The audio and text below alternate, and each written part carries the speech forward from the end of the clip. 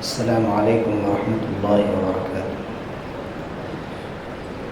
الحمد للہ رب العالمین والعاقبۃ للمتقین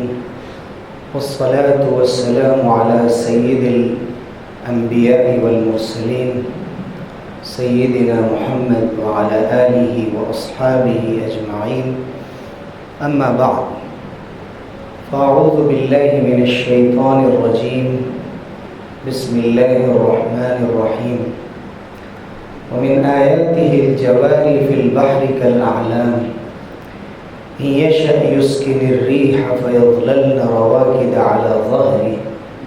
إن في ذلك لآيات لكل صبار شكور۔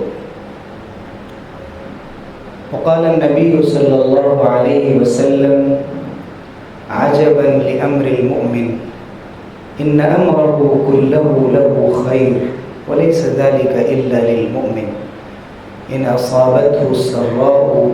فشكر فكان خيرا له وإن أصابته ضراء فصبر فكان خيرا له أو كما قال صلى الله عليه وسلم۔ میرے محترم بزرگوں اور عزیز بھائی اور دوستوں، سب سے پہلے ہم اللہ تعالیٰ کا شکر بجا لاتے ہیں کہ اس نے ہمیں اپنے گھر میں اپنی عبادت کے لیے، اپنی یاد کے لیے، اپنے ذکر کے لیے، اپنی تسبیح اور تحمید کے لیے جمع ہونے کی توفیق دی۔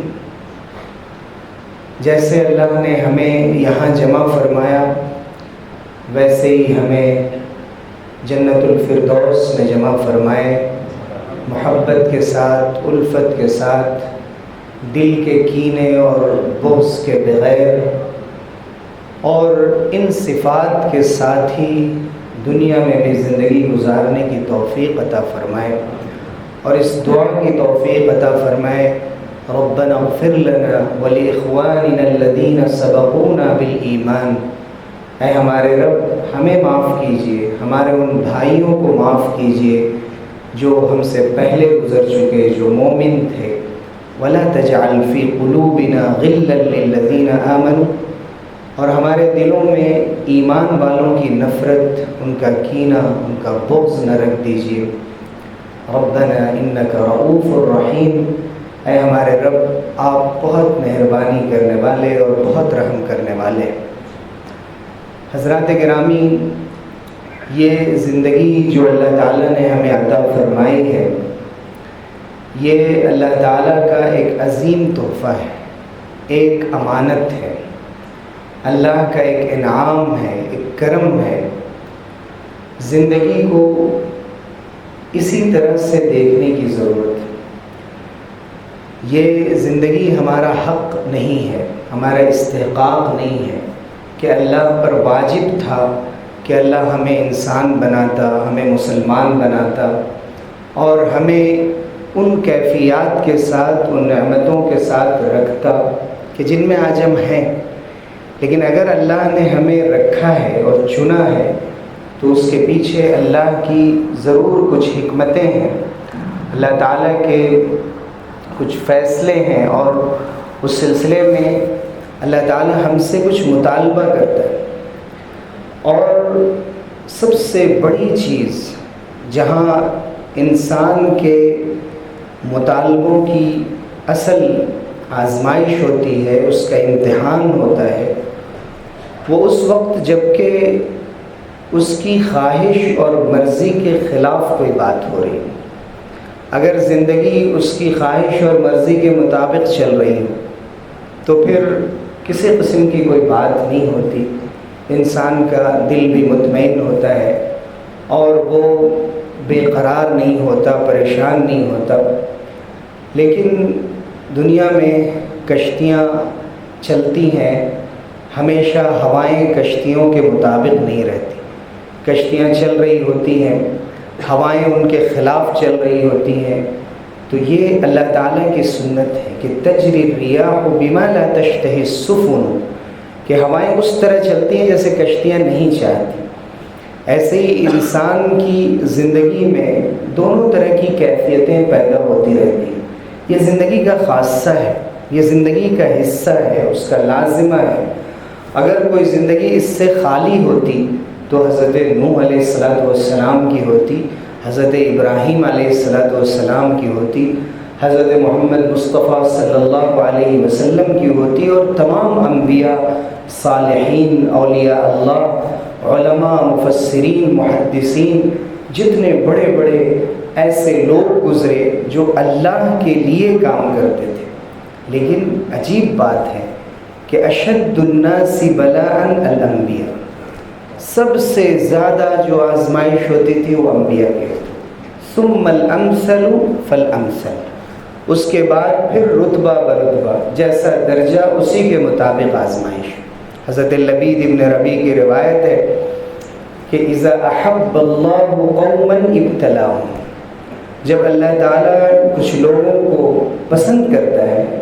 اور ان سے محبت کرتا ہے تو ان کو آزماتا ہے۔ فمن صبر فلہ الصبر ومن جزع فلہ الجزع، جو صبر کر لے اس کے حق میں صبر کا انعام ہے اور اس کے حق میں صبر سب سے بہتر ہے۔ لیکن اگر کوئی واویلا مچانے لگے اور وہ احتجاج کرنے لگے، وہ حد سے زیادہ گھبراہٹ اور پریشانی کا اظہار کرنے لگے، تو پھر اس کی قسمت میں وہی جو صبر کی عادت بنا لے، اللہ تعالیٰ اس کو صبر کی توفیق عطا فرما دے، اور جو حد سے زیادہ جزا فضا کرتا ہے، اپنی پریشانیوں، اپنے دکھوں کا اظہار کرتا ہے، پھر اس کے ساتھ وہی کیفیت لگ جاتی ہے، اس کی زندگی کا خاصہ بن جاتی ہے۔ میں اپنی بیماری کا اظہار، اپنی پریشانیوں کا اظہار، اپنی چوٹ کا اظہار، چھوٹی چھوٹی باتوں پر اس کا تذکرہ کر کے اپنی زندگی کو اور اجیرن بنانے کا جو طریقہ ہے، یہ اللہ تعالیٰ نے اس کو سخت ناپسند فرمایا۔ اس لیے مومن کو حکم ہے کہ وہ اس طرح زندگی گزارے کہ وہ صبر اور شکر کے درمیان، اگر نعمت ملی شکر ادا کیا، اگر دوسری نعمتیں ملی لیکن جو ہم چاہ رہے تھے وہ نہیں ملی، ہزاروں ملی کوئی ایک نہیں ملی، دو نہیں ملی، تو صبر کر۔ حضور اکرم صلی اللہ علیہ وسلم نے فرمایا کہ عجیب معاملہ ہے مومن کا، عجبا لامر المؤمن، مومن کا معاملہ عجیب ہے۔ ان اصابتہ سراء فشکر، اگر اچھی حالت ہوتی ہے، راحت، سکون، اطمینان کی کیفیت ہوتی ہے تو شکر ادا کرتا ہے، یہ اس کے حق میں بہتر ہے۔ وَإِنْ أَصَابَتْهُ ضَرَّاءُ فَصَبَرَ فَكَانَ خَيْرًا لَهُ، جب دکھوں میں ہوتا ہے، تکلیفوں پریشانیوں میں ہوتا ہے، الم اور درد میں ہوتا ہے، صبر کرتا ہے، یہ بھی اس کے لیے خیر۔ پھر فرمایا وَلَيْسَ ذَلِكَ إِلَّا لِلْمُؤْمِنِ، یہ اور کسی کو یہ نعمت حاصل نہیں ہے، کسی کو یہ کیفیت حاصل ہے، صرف اور صرف مومن کو یہ چیز حاصل ہے، کیونکہ اسے معلوم ہے کہ اس صبر کا بدلہ بہت بڑا ہے۔ إِنَّمَا يُوَفَّى الصَّابِرُونَ أَجْرَهُمْ بِغَيْرِ حِسَابٍ، صبر کرنے والوں کو جو ان کا اجر دیا جاتا ہے وہ بے انتہا دیا جاتا ہے، بہت زیادہ دیا جاتا ہے اور بے حساب دیا جاتا ہے۔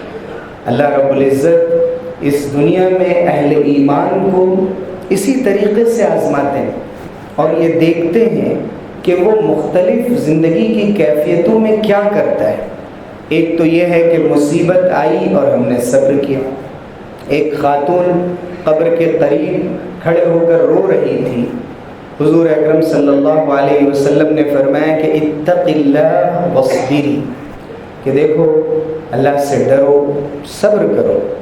اور اس طرح جزا فضا مت کرو، اتنا رونا اچھی بات نہیں ہے۔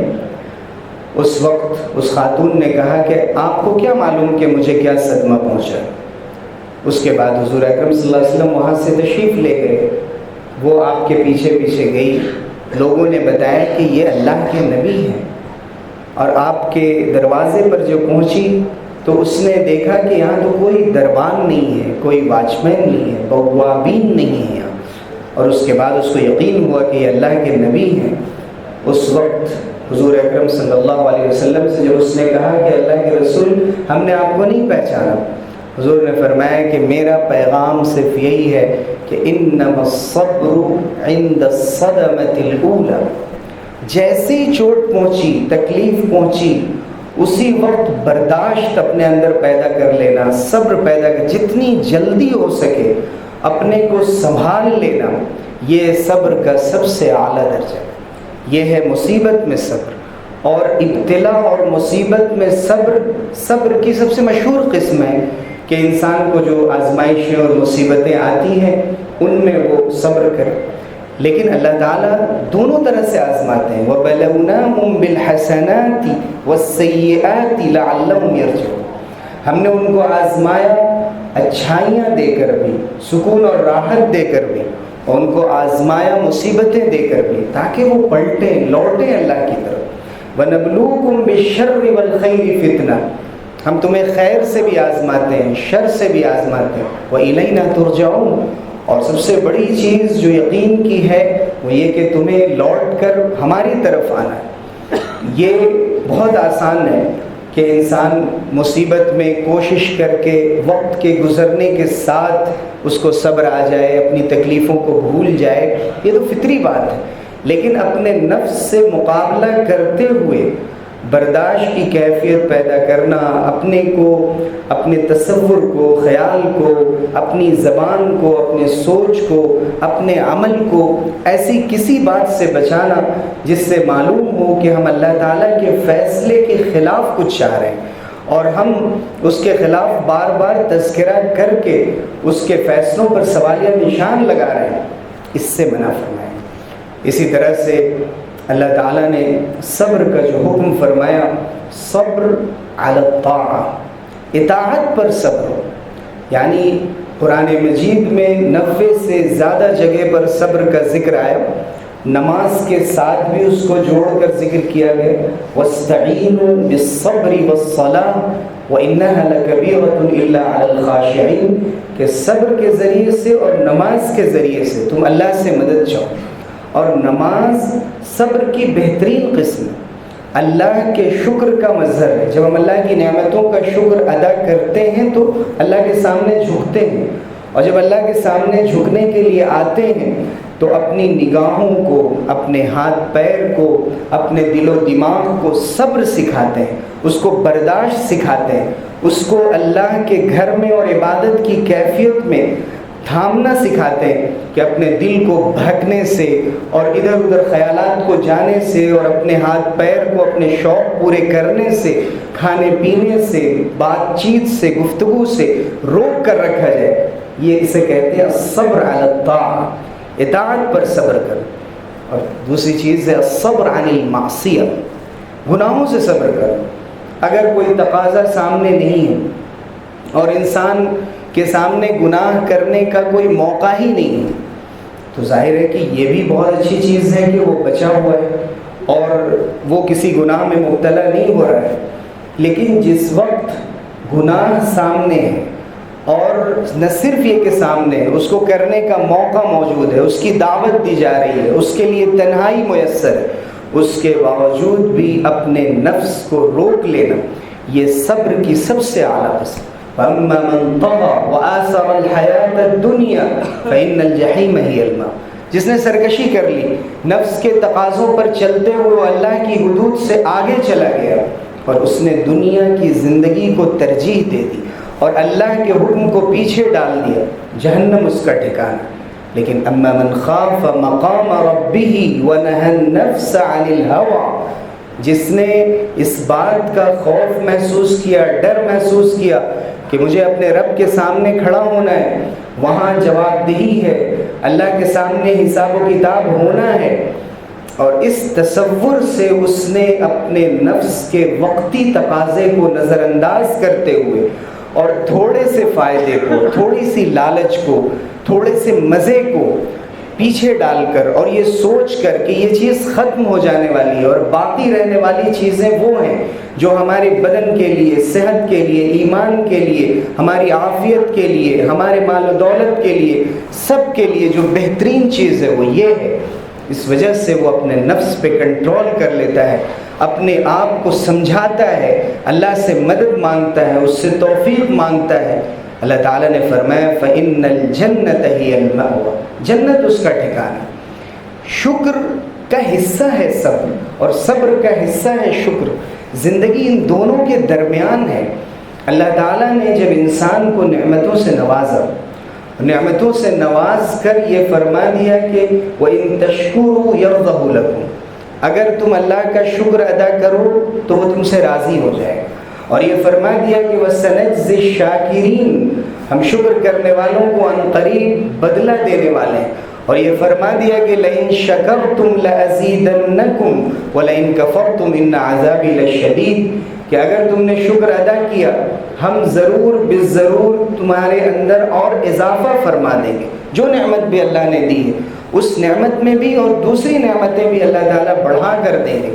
اور ناشکری کرتے ہو تو میرا عذاب بہت سخت ہے۔ اللہ نے یہ بھی نہیں فرمایا کہ ناشکری کرو گے تو ہم بڑھا کر نہیں دیں گے، اس لیے کہ دنیا اللہ کے نزدیک بڑی حقیر ہے، بلکہ فرمایا کہ میری پکڑ بہت سخت ہے۔ ہو سکتا ہے تمہیں ناشکری کے باوجود بھی دنیا مل جائے گی اور بہت کچھ حاصل ہو جائے گا، لیکن میرے قرب سے محروم ہو جاؤ گے، میری عبادت کی لذت اور حلاوت سے محروم ہو جاؤ گے، میری کیفیت سے، اس طریقے سے زندگی گزارنے سے محروم ہو جاؤ گے کہ جو سب سے بڑی نعمت ہے کہ اذا سألک عبادی عنی فإنی قریب، جب آپ سے میرے بندے میرے بارے میں پوچھیں تو ان کو بتائیے کہ میں قریب ہوں۔ اور جس وجہ سے دل کو اللہ کی مدد کا یقین ہوتا ہے کہ نصر من اللہ و فتح قریب، کہ اللہ کی طرف سے مدد آ کر رہے گی اور فتح قریب ہے،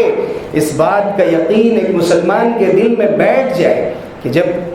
آزمایا گیا اور ہلا دیا گیا وَزُلْزِلُوا حَتَّى يَقُولَ الرَّسُولُ وَالَّذِينَ آمَنُوا مَعَهُ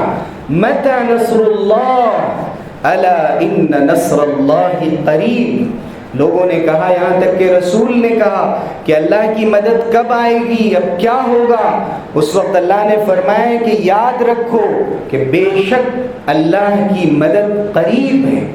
اس قرب کا احساس اور کیفیت ایمان کا حصہ ہے۔ اگر کوئی سمجھتا ہے کہ امریکہ سپر پاور ہے اور کوئی سمجھتا ہے کہ اس ملک میں جو حکومت ہے وہ تاابد رہے گی، ہمیشہ باقی رہنے والی ہے، اور کوئی یہ سمجھتا ہے کہ ظالم ہمیشہ ظلم کرتا رہے گا اور کوئی اس کو لگام دینے والا نہ ہوگا، اور کوئی یہ سمجھتا ہے کہ جو امیر ہے وہ ہمیشہ امیر رہے گا اور جو غریب ہے وہ ہمیشہ غریب رہے گا، کوئی سمجھتا ہے کہ ہماری سرکشی پر کبھی اللہ کی طرف سے پکڑ نہیں آئے گی، اور کوئی مومن اپنے مستقبل سے اور مسلمانوں کے حالات کو دیکھ کر مایوس ہو جاتا ہے اور مایوسی کا اظہار کرتا ہے کہ اب کچھ نہیں ہو سکتا، ہم تباہ و برباد ہو گئے، ہم ذلت میں گر کر ملیا میٹ ہو چکے، نیست و نابود ہو چکے، ہمارا کوئی وجود نہیں ہے۔ اس وقت اللہ رب العزت کی طرف سے یہ پیغام دیا جاتا ہے کہ تم کفر کر رہے ہو، تم اللہ کی ناشکری کر رہے ہو، تم اللہ کے بارے میں بدگمانی کر رہے ہو، تم غلط تصور کر رہے ہو۔ اپنے تصور، اپنی ذہنی کیفیت، اللہ پر اپنے یقین کی کیفیت کو ہمیشہ باقی رہنے دو۔ ہمیں نظر آتا ہے کہ دھوپ بہت تیز ہے، اچانک بارش ہو جاتی ہے، بارش ہوتی رہتی ہے، اچانک سورج نکل آتا ہے اور ہمیں دھوپ نظر آ جاتی ہے۔ ہم دیکھتے ہیں دنیا سکون سے چل رہی ہوتی ہے، زلزلے آتے ہیں، تباہ ہو جاتی ہے پوری دنیا، سیلاب آتا ہے، بہا لے جاتا ہے انسانوں کو، اور ہم دیکھتے ہیں کہ لوگ سخت ترین مصیبتوں میں ہوتے ہیں اور وہاں سے نکل کر پھر ترقی اور عروج کی طرف جاتے ہیں، دوسری قوم آزمائی جاتی۔ آج ترکی کے زلزلے پر فرانس کا جو جریدہ ہے وہ ہنس رہا ہے، کارٹون بنا رہا ہے کہ اب ہمیں ٹینک بھیجنے کی ضرورت نہیں ہے، یہ زلزلہ ان کے لیے کافی ہے، لیکن ان کو معلوم ہونا چاہیے کہ وہ خود اس سے آزمائے گئے ہیں اور بار بار آزمائے جائیں گے۔ اللہ رب العزت نے یہ دکھایا ہے کہ جب ہم دنیا میں آزماتے ہیں تو اظہار کیا ہوتا ہے، ہم کس طرح سے اسے ریئیکٹ کرتے ہیں، کس طرح سے اس کے لیے تدبیر کرتے ہیں، ہمارا رد عمل کیا ہوتا ہے۔ یہ اصل ایک مومن اور ایک کافر کے درمیان کا فرق۔ حضور اکرم صلی اللہ علیہ وسلم نے ہمیں انصاف کی رسی کو مضبوطی سے تھامنے کا حکم دیا ہے، اپنی زندگی میں سچائی کی کیفیت اختیار کرنے کا حکم دیا ہے، جھوٹ کا ساتھ دینے سے، خیانت کا ساتھ دینے سے منع فرمایا ہے۔ لاکھوں ہزاروں ملینس ملتے ہوں لیکن اس کے بدلے میں اپنا ایمان اپنا ضمیر بیچنا پڑتا ہو، یہ انسان کا سودا بہت مشکل ہے اگر وہ مومن ہو۔ ہارورڈ یونیورسٹی میں جب یہ سوچا گیا کہ اس کے دروازے پر کوئی کوٹ لگایا جائے، کوئی اقتباس لگایا جائے، اور بہت سارے اقتباسات جمع کیے گئے، تو قرآن مجید کی یہ آیت پسند کی گئی، یا ایھا الذین آمنوا کونوا قوامین بالقسط، اے ایمان والو مضبوطی سے تھام لو انصاف کو، خوب تھامے رہو، ذرہ برابر بھی انصاف کے تقاضوں سے نہ ہٹو، اور اللہ کے لیے گواہی دینے والے، اللہ کے لیے گواہی دو۔ اگرچہ وہ گواہی تمہارے والدین کے خلاف، تمہارے خلاف جا رہی ہو، وہ غنی ہو یا امیر ہو، جس کے خلاف بھی جا رہی ہو، امیر ہو یا فقیر ہو، فاللہ اولی بہم، اللہ کا حکم ان سب سے بڑھ کر، اللہ کے حکم کو دیکھنا، اس کے مطابق پھر اللہ تعالیٰ کی نعمتوں پر غور کرتے ہوئے سب سے پہلے تو انسان کے اندر خضوع پیدا ہو جائے، خشوع پیدا ہو جائے، جھکاؤ پیدا ہو جائے۔ جب بچپن سے لے کر اب تک کی نعمتوں پر ہر فرد اپنی زندگی میں غور کرے کہ اللہ تعالیٰ نے مجھے کن کن نعمتوں سے نوازا ہے، میرے وجود میں، مجھے میری فیملی میں، میرے خاندان میں، میرے بال بچوں میں، اور لوگ کیسی کیسی مصیبتوں اور آزمائشوں میں گرفتار ہیں، ان تمام نعمتوں پر جب غور کرے تو سب سے پہلے اس کا سر اللہ کے سامنے جھکے، اس سے پہلے اس کا دل جھک جائے، اس کا پورا وجود اللہ کے سامنے سر بسجود ہو جائے، اور اس کے بعد اس خشوع اور خضوع کی کیفیت کا نتیجہ ہو کہ اس کے دل میں اللہ کی محبت پیدا ہو جائے۔ اور اللہ کی محبت ایک ایسی چیز ہے کہ اہل ایمان کے لیے اس سے بڑھ کر کوئی چیز نہیں۔ والذین آمنوا اشد حبا للہ، جو لوگ ایمان لانے والے ہوتے ہیں وہ اللہ سے سب سے زیادہ محبت کرنے والے ہوتے ہیں، اور جب محبت کی جاتی ہے تو پھر اللہ کی نعمتوں کا اعتراف ہوتا ہے، دل میں تصور، زبان سے اعتراف، الحمدللہ کا ورد اور کثرت سے اس کا اظہار، اور اس کے بعد جب اعتراف ہوتا ہے تو پھر تعریف ہوتی ہے، اللہ کی تعریف ہوتی ہے، حمد و ثنا ہوتی ہے، اور جب حمد و ثنا ہوتی ہے تو پھر یہ دیکھا جاتا ہے کہ اللہ کی مرضی کیا ہے، اللہ تعالیٰ اس نعمت کو کس چیز میں صرف کرنا پسند کرتا ہے، اور اس نعمت کو کن چیزوں سے بچانا پسند کرتا ہے، اس کے مطابق اپنی پوری زندگی کو گزارنے کی کوشش کی جائے کہ اگر ہمیں اچھی حالت ملی ہوئی ہے، شکر کر رہے ہیں، اس کے ساتھ ساتھ صبر بھی کرنا ہے، صبر کرنا ہے اس بات سے کہ کہیں خوشی میں ہم حد سے زیادہ آگے نہ بڑھ جائیں، اور اگر ہم مصیبت میں ہیں تو صبر بھی کرنا ہے اور ساتھ میں شکر بھی ادا کرنا ہے کہ صبر تو ہم کر رہے ہیں لیکن اس صبر میں کہیں شکر بھول تو نہیں گئے کہ اللہ نے جو نعمتیں دے رکھی اور ابھی بھی بہت سی ابتلاءات اور آزمائشوں سے جو بچا رکھا ہے ان پر غور کر کے صدق دل کے ساتھ الحمدللہ کا۔ حضرت عبد الرحمن ابن عوف رضی اللہ عنہ جو عشر مبشرہ میں ہیں اور اللہ تعالیٰ نے ان کو بے شمار خصوصیات سے نوازا، وہ فرماتے ہیں کہ ابتلینا بالضراء فصبرنا، ہمیں مصیبت دی گئی ہم نے صبر کر لیا، وابتلینا بالسراء فلم نصبر، لیکن جب ہمیں اللہ نے عافیت دی تو ہم صبر نہیں کر پائے، عافیت دی تو صبر نہیں کر پائے، یعنی عافیت کی حالت میں خوشی کی سرمستی میں حد سے آگے بڑھ گئے، بھول گئے اللہ کو، تو شکر اور صبر یہ دونوں چیزیں ایک ساتھ ایسے اللہ تعالیٰ نے مربوط کر دی ہیں کہ دونوں کو ایک دوسرے سے الگ نہیں کیا جا سکتا۔ اور عجیب بات ہے کہ حدیث میں حضور اکرم صلی اللہ علیہ وسلم نے صحیح مسلم کی روایت ہے فرمائے الطہور شطر الایمان، کہ جو پاکی ہے یہ ایمان کا ایک حصہ ہے، اور پھر فرمائے کہ سبحان اللہ والحمدللہ تملأ المیزان، الحمدللہ ایک ایسی چیز ہے جو میزان کو بھر دیتی ہے، جو ترازو ہے انسان کے اعمال کو ناپنے کا، اگر الحمدللہ پڑھا جائے تو یہ کلمہ، یہ ورد میزان کو بھر دیتا ہے، اعمال میں اس کے اضافہ ہو جاتا ہے۔ وسبحان اللہ والحمد للہ تملأان او قال تملأ ما بین السماوات والارض، اور سبحان اللہ الحمدللہ ملا کر پڑھا جائے تو آسمان اور زمین میں جتنی وسعتیں ہیں ان سب کو بھر دیتا ہے، اتنی نیکیاں جمع ہو جاتی ہیں۔ پھر حضور نے فرمایا کہ والصبر ضیاء، صبر جو ہے یہ روشنی ہے، والصلاۃ نور والصدقۃ برہان، نماز نور ہے، روشنی ہے، صدقہ برہان ہے، دلیل ہے اللہ سے راضی رہنے اور اللہ کے راضی ہونے کی۔ اور فرمایا کہ صبر ایک روشنی ہے، انسان کی زندگی اس سے منور ہو جاتی۔ پھر فرمایا والقرآن حجۃ لک او علیک، قرآن یا تو تمہارے حق میں دلیل بننے والا ہے یا تمہارے خلاف دلیل بننے والا ہے۔ فکل الناس یغدو، ہر شخص صبح کے وقت گھر سے نکلتا ہے، فبائع نفسہ، دنیا کے بازار میں اپنے کو پیش کرتا ہے، فمعتقها او موبقها، وہ ان کیفیات کو حاصل کر کے ان پر اپنے کو باقی رہ کے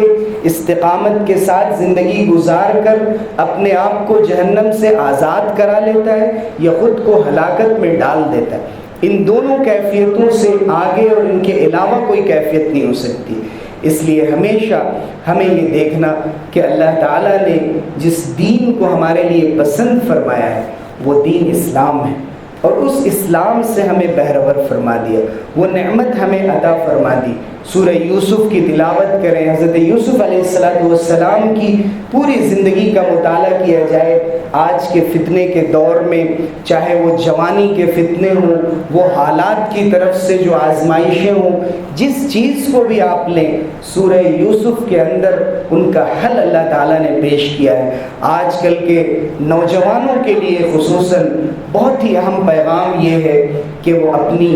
جوانی کو خوبصورت بنائیں، اپنی جوانی کو قیمتی بنائیں، اور اس کی کیفیت کو سمجھیں کہ جو یہ انرجی ملی ہے، جو صلاحیت ملی ہے، جو طاقت ملی ہے، اس کو اللہ کے دین کے لیے استعمال کریں، مسجدوں کو آباد کریں۔ مسجد کے اندر یہ نہ ہو کہ صرف 40-50 سال سے زیادہ کے لوگ موجود ہوں، نوجوان ہماری مسجدوں سے غائب ہوں، بلکہ اصل جو حسن ہے وہ نوجوانوں سے ہے، اصل جو کام مطلوب ہے، جو مطالبہ ہے وہ نوجوانوں سے ہے۔ اور یہ ساری ہدایات وہ ہیں کہ اگر ان کی عادت پڑ جائے تو انسان کے لیے پھر پوری زندگی آسان ہوتا ہے، اور اگر جوانی میں ان چیزوں کی عادت نہ پڑے تو انسان کا نفس، اس کا دل پھر آئندہ اس کی اصلاح یا تربیت سے اس کو روکتا ہے۔ إِنَّهُ مَن يَتَّقِ وَيَصْبِرْ فَإِنَّ اللَّهَ لَا يُضِيعُ أَجْرَ الْمُحْسِنِينَ، جو تقوی اختیار کر لے اور صبر کر لے تو اللہ تعالیٰ اچھے کام کرنے والوں کو اور احسان کرنے والوں کے اجر کو کبھی ضائع نہیں فرماتے۔ اللہ تعالیٰ ہم سب کو محسنین میں، صابرین میں، شاکرین میں، متقین میں شامل فرمائے، ہم سے راضی ہو جائے اور کبھی ناراض نہ ہو۔ آمین۔ وآخر دعوانا الحمد